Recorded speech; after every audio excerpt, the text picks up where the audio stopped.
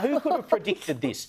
Since Rex collapsed and pulled out of the major cities, airfares have gone up. Now, after they pulled the pin, there was a 13.3% increase in airfares, according to the ACCC, and of course, fewer seats available.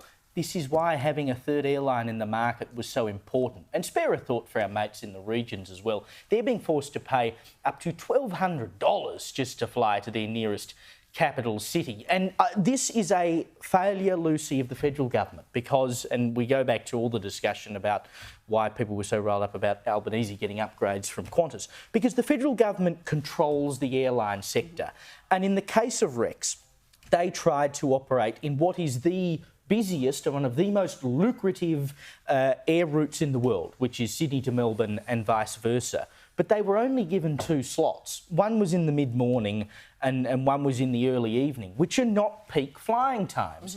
If you can't give someone a go, to actually have a go in the market, we're never going to break this duopoly that keeps airfares so high. And this is why we're seeing them struggle, right? So the government's awarded them $80 million to try and help them to get out of this situation, but that's clearly not going to be something that's long-term and sustainable. They've already got issues with their aircrafts, Rex, in terms of their needing upgrades and all the rest of it.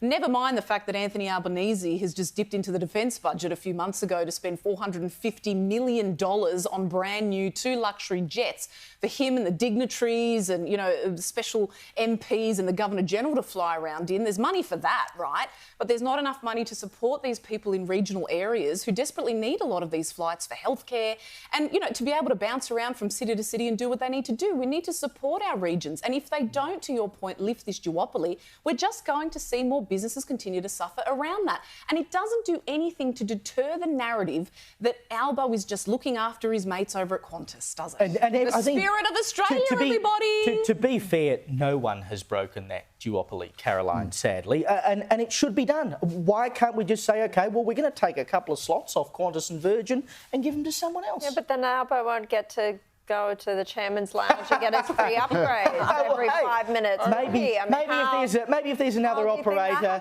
they can open up a new lounge for him to go into.